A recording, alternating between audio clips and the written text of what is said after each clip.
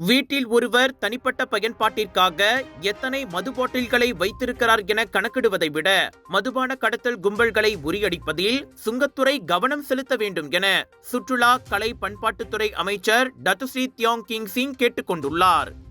1976 ஆண்டு கலால் சட்டம் வீட்டில் தனிப்பட்ட பயன்பாட்டுக்காக மதுபானங்களை வைத்திருப்பது சட்டவிரோதமானது அல்ல என கூறுகிறது. ஆனால் வீட்டில் அதிகளவு மதுபானங்களை சேமித்து வைப்பது சட்டத்திற்கு எதிரானது என அதிகாரி ஒருவர் கூறியிருப்பதன் மூலம் சுங்கத்துறை பொதுமக்களை குழப்புகிறது என அந்த பிந்துலு எம்பி கூறினார். இது போன்ற பேச்சுக்கள் பொதுமக்களை தவறாக வழிநடத்துகின்றன.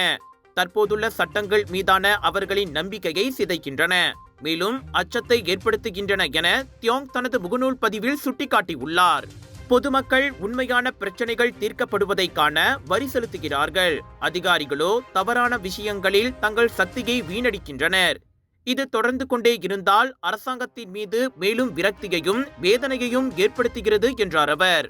வடமண்டல மதுபான விற்பனையாளர்கள் சங்கத்துடனான ஒரு உரையாடல் நிகழ்வில் சுங்கத்துறை உதவி இயக்குனர் வி கமல் ஹாசன் தனிப்பட்ட முறையில் மதுபானங்களை பெரியளவில் சேகரித்து வைத்திருப்பது 1976 ஆண்டு கலால் சட்டத்தை மீறுவதாக கருதப்படலாம் என கூறியதாக முன்னதாக செய்திகள் வெளியாகின.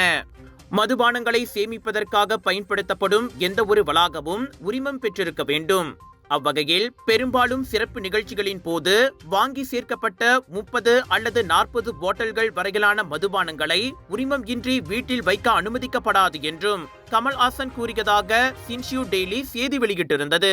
நாட்டின் தலை சிறந்த ஹோல்சேலர் மற்றும் ஆன்லைன் வியாபாரிகள் ஒன்று கூடும் கலர்ஸ் ஆஃப் இந்தியாவின் பிரம்மாண்டத்தின் உச்சகட்டம் South East Asia Deepavali festival trade expo 3 September தொடங்கி 7 செப்டம்பர் வரை சுத்ரா மால் ஜோஹர் பரு ஜோஹரில் கோலாகலமாக நிறைய பெருவிழாக்கள் காத்துக் கொண்டிருக்கின்றது. உணவு பெருவிழா இன்னும் ஏகப்பட்டதுங்க. வாங்க மகிழ்ச்சியா ஒரு பொழுதை கழிக்க ஒரு நன்னாளுங்க.